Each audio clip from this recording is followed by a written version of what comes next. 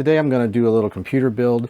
This is based on a little kind of compact laptop PC I got at a Goodwill store for about $6. So I got this hoping maybe it was all ready to go. It had a motherboard and a hard drive in there and everything.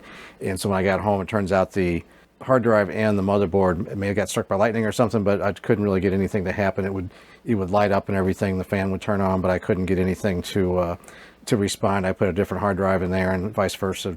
Tried my hard drive on another machine and it didn't work, so I couldn't get anything to happen on this machine.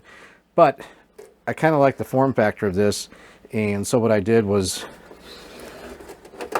basically got rid of the internals, including the DVD drive, and well, there was a hard drive, but that's been removed, and also the motherboard. So I got rid of all that.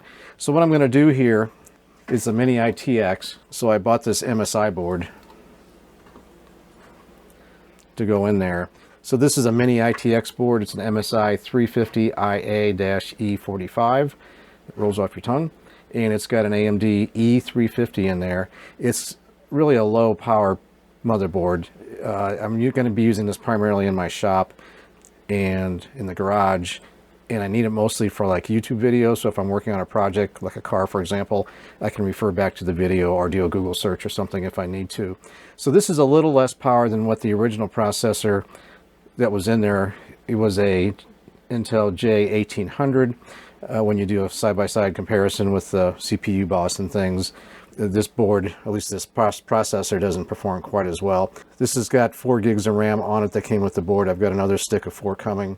So I think for YouTube videos and just doing general searches, this should be plenty of power. It'll have 8 gigs total, and I've got a small hard drive. Again, I'm just going to be using for watching content. This came off another machine. It has Windows loaded on it. It's a 60 gigabyte. So I'm going to try to use that on this machine as well. Let's go ahead and get started. I'm going to make some changes here. One of the things I thought would be kind of cool when I started looking at this. So when I took the DVD out and everything, it came with a frame type thing that the DVD player was located on in the hard drive. And when I took that out, I realized I have a lot more room in here. So I think what I'm going to try to do is utilize this little door here as a storage for the keyboard when it's not in use in the garage, so it'll keep it clean and keep the dust out and everything.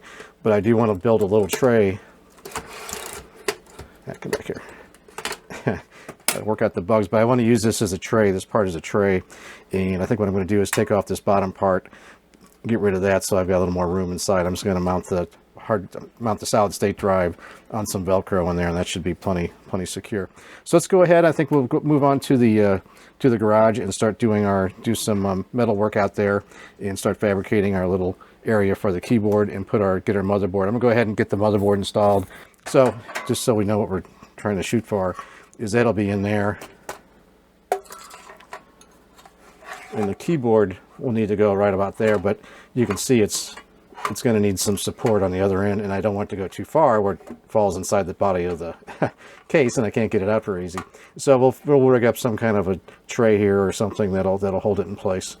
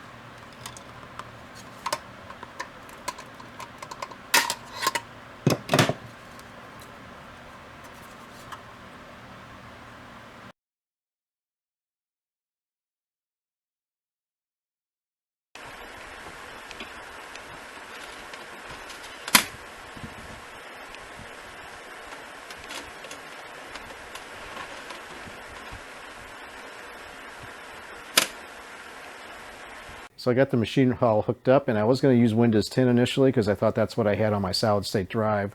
But actually I ended up having to go with Ubuntu. For some reason that either drive was, Windows install was a little corrupt or something. I'm not sure what was going on. But I went ahead and installed Ubuntu. It's version 18.04.2. Seems to work just fine. I haven't had an Ubuntu machine for a while, and I thought, well, I'll give it a shot and see how it works. It actually works pretty good on this thing. So I ran some YouTube videos. They run very smooth and everything. As you can see, I've got the machine in the corner back here up on the shelf. It works out really well. Now what I do have is my keyboard. As you can see, I've got the little door here, and that's where that's going to go. The mouse device I've got, or pointing device, is this trackball. I didn't really want a mouse on this workbench. I wanted a trackball device, and I had one I thought was wireless, but I think the little USB dongle thing is mismatched or something. I just picked it up out of the shop downstairs when I picked it up, so I don't think it was the right one to have on that. Anyway, so right now I'm just using a wired one. I'll pick up a wireless one at some point. But so far it seems like it's good. I've got it hooked up to the sound system and watched some YouTube with it. I guess I can't show that because of proprietary stuff. But this seems to boot up fine with that E350 processor. I don't know if it's compared to the other processor, the J1800. I'm not sure how the video content, I think it might be better on this one than the other processor by a little bit. So I'm pretty happy with how this turned out. So everything's been wired. I'm trying to run things behind here as much as I can. I've got some angle connectors for the power cable and for the RGB cable for the monitor. This is kind of an old monitor. And the monitor itself, I got mounted on I probably can't show it, but it's one of those from Harbor Freight. One of those cheap, I think it was $10 on sale with a coupon. So it's up out of the way. So the only thing I really have, I'd like to get to the point where all I've got is the wireless keyboard and then a wireless. I like the trackball idea because that way you don't have a mouse that you're trying to go around metal shavings or wood chips or whatever on your workbench. So I think this works out good. So if you have any suggestions or questions or comments about this, I'd love to hear them down in the, you can leave those down in the comment section. I look forward to using this every time I'm working on a project. It's nice to have this quick reference to pull up a video or just do a quick Google search or something, or see if something's available at the store.